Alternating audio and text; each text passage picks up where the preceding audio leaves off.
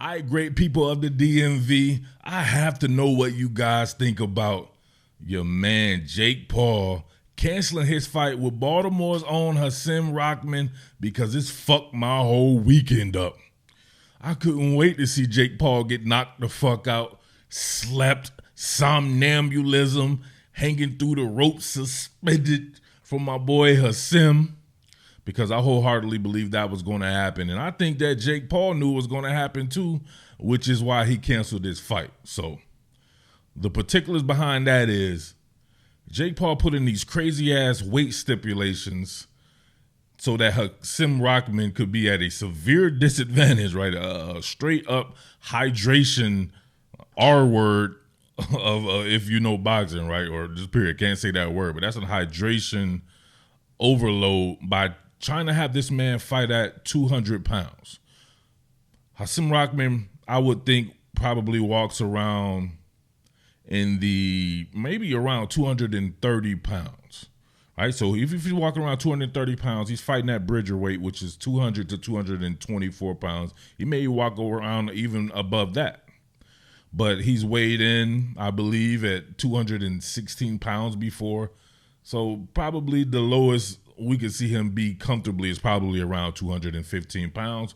But he claimed that, hey, he could get to 205 pounds, right? He originally agreed to the 200-pound weight limit. Obviously, you're going to do that. The type of money involved in that is going to be crazy if it's a Jake Paul fight. There's no doubt about that. You do what you have to do to get the fight. After, of course, Tommy Fury pulled out, Jake Paul been fighting at cruiserweight, so about 190 pounds. He clearly walks around at 200 plus. I would say just by me knowing frames and being in the fitness industry pretty much my entire adult life, he probably walks around 205 to 208 pounds. And he, before he does his cut, right, a little bit of dieting, but mostly if you're cutting weight in combat sports, it's going to be done through the sauna. You're going to cut water weight. So he'll probably lose weight down to about 197, 198 pounds and cut the rest of it. So if he's at 200, 205 pounds, fighting somebody like Hasim Rahman, who's going to be bigger than him, going to have the reach advantage, going to have an inch or two height advantage, a guy who's probably more of a natural heavyweight than anything. Jake Paul fighting in a weight class where everyone becomes a heavyweight anyway. Evander Holyfield, Alexander Usyk, all these guys who fought at cruiserweight eventually are heavyweights. That's just what you do. It's a means to an end, right? I mean, you're that close to heavyweight. Heavyweight is at the time, I believe it was anything over 200 pounds. So you would have crazy weight discrepancies. Guys 20 and 30 pounds lighter. That's just what it is in those upper weight classes. Paul has made a name for himself knocking out guys who never boxed before and bringing them up to his weight class. He fought Ben Askren.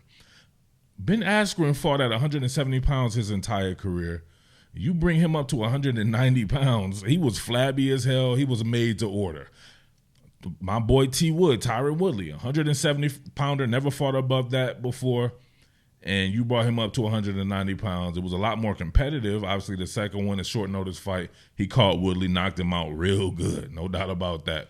But he's still bringing guys up to his weight class. You want to get some legitimacy and some credibility to your boxing career? Fight Hasim Rahman. He's bigger than you, just like you were bigger than them. You say he sucks. You ain't beat up nobody. Knocked out everyone I fought. You ain't beat up nobody. Anybody can get the 5-0 fighting nobody. Come on, man. You ain't fought nobody that boxed before. You fought everybody in their debut and then rematch somebody. Stop it, bruh. Perfect. So that's why we running it. That's why you're the next opponent. No shit. You're a speed bump. I know. This and that. I say he's going to give you problems because he's going to bring a little bit different aspects, which some of this I could go through right here, that you hadn't seen from a Woodley or an Askren, and definitely not a basketball player like Nate Robinson or the, I forget who he fought before that, man, a YouTube fighter? Oh, and Neeson Gibb or whatever his name is. Like, come on. It's going to be a whole different story, and I think he started to climb up realizing that he tried to put this man at such a disadvantage that he was putting in weight clauses. Like, he has to weigh a certain amount by the commission checking on his weight when it does not matter. It's you make weight. You don't lose weight. You make weight. So if he wanted to cut 15 pounds overnight in a sauna, so be it. That's how people do it. That's combat sports for you. I've seen people cut a crazy amount of weight in a sauna right before a fight. They do that, right, because they'll rehydrate, which he put in as well. He put in a crazy rehydration cause. I believe he couldn't be no more than, I had to check on that, maybe 214 from the rehydration. That's crazy, man. You're trying to handicap this guy so he can be weight drained so you can drag him out and then knock him out. Like, play it fair. Like, you want to get some legitimacy, try to appease actual boxing fans instead of these casual-ass goofballs that watch your fights, or they pretend like they watch your fights, because I don't think his numbers are as good as people thought they would be, considering he has millions and millions and millions of followers. He's not doing a million copies of a pay-per-view, right? So these fans are different type of fans that I'm used to, right? These fans will watch you all the time, but they're not going to come up out of their pocketbook and support you. It's a different kind of support because they found you for free. And it takes a really special person to go beyond that and see the value in your entertainment. So thank God that I have a ton of people that do that as far as viewership goes. And I appreciate all you guys at the regular top billing sports channel. And definitely appreciate all my people in the DMV as well. But this guy has to find him some more hardcore boxing fans to really take his career to the next level, right? It's funny. A lot of people have to find casual boxing fans to take their game to the next level, their visibility in the sport or their credibility. He has to do it the opposite way. And that would have been perfect. He'd have been like, you know what? Let this guy have a 10-pound weight advantage. Let him cut all the weight he wants or whatever like that up to a certain point. I'm going to knock his ass out and I'm going to show you. If he would have done that, he would have shut a lot of people up. But you're going to clam up and cancel the event?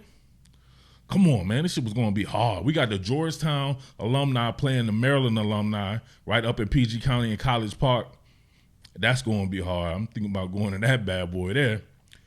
And then the nightcap would have been, that's on Saturday, the nightcap would have been Jake Paul getting rocked to sleep, rocked the baby to sleep. That shit would have been hard.